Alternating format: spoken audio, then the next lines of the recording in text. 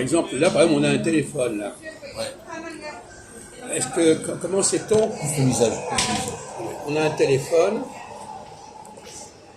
Quand tu as un appareil, quel est le problème quand tu as un appareil? L'appareil, c'est-à-dire qu'est-ce que... On te donne un appareil, tu trouves un appareil, quel est le problème? La sonorité, les appels. Avant, l'appareil, il faut savoir... c'est fabriqué, ça que... Non, pas fabriqué. Savoir l'utiliser. Oui. Voilà.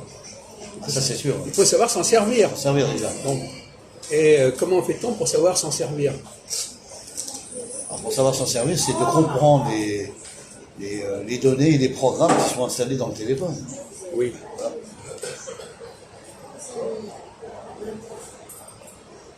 Il y a comme des fichiers, des paramètres qu'on met dans le portable, les ordinateurs, et on apprend à utiliser le téléphone. Alors, est-ce qu'on apprend tout de suite? Est-ce que ça prend du temps? Ça prend un peu de temps, et puis il faut que si une personne n'a pas la notion de comprendre comment fonctionne un portable, il n'a pas l'habitude, il faut qu'il apprenne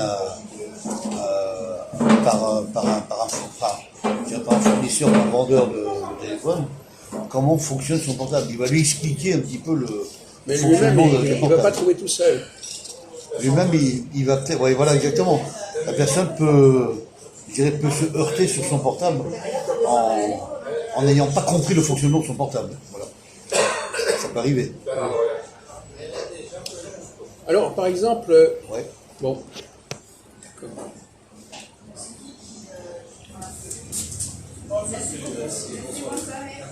Si on prend par exemple la langue française, est-ce que c'est facile de savoir comment elle fonctionne? La langue française? Une langue en général, enfin la langue française en particulier. Pas facile. Une langue n'est jamais facile, mais c'est de la comprendre surtout. Il faut essayer de la comprendre. La comprendre? Oui, la comprendre, c'est-à-dire le parler et bien la comprendre, voilà. L'assimiler. Je parle de l'assimilation, là. Mais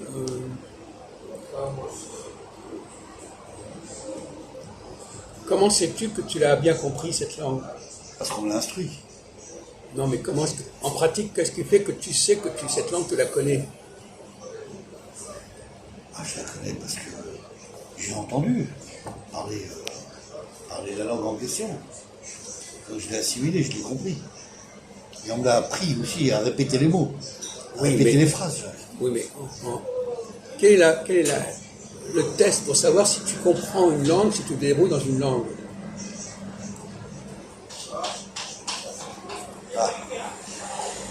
C'est par exemple par l'écriture.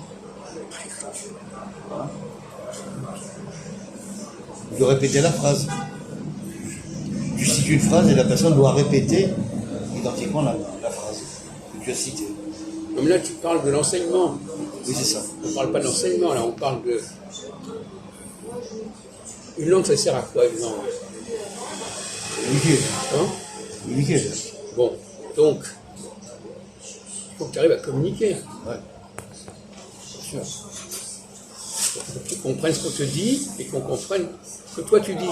Bah oui. C'est ça.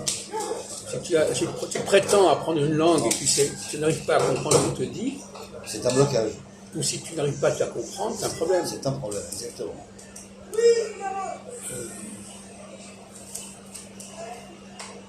Est-ce que toi, tu as connu un problème dans une langue que tu avais des difficultés à te faire comprendre ou à comprendre ce qu'on te disait?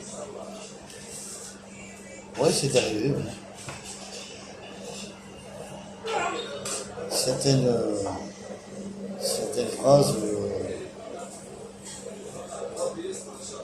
phrases en espagnol, effectivement, j'ai eu un petit peu des incompréhensions. Ah bon? En espagnol. En espagnol. Et tu as résolu le problème? Je l'ai appris par la traduction après par la langue parce que la personne me l'a dit. Par exemple, Besafuela. Mais pourquoi? Qu'est-ce que ça veut dire ça? Besafuela. va être ailleurs. Voilà, c'est ça. Ou aller voir ailleurs. Ah oui, c'est ça. Ou aller voir ailleurs. C'est ça que j'ai appris après. La personne, voilà, comme tu viens de le citer, Jacques, la personne a tout de suite traduit en français ce que ça veut dire. L'exemple de cette phrase-là. Oui, d'accord.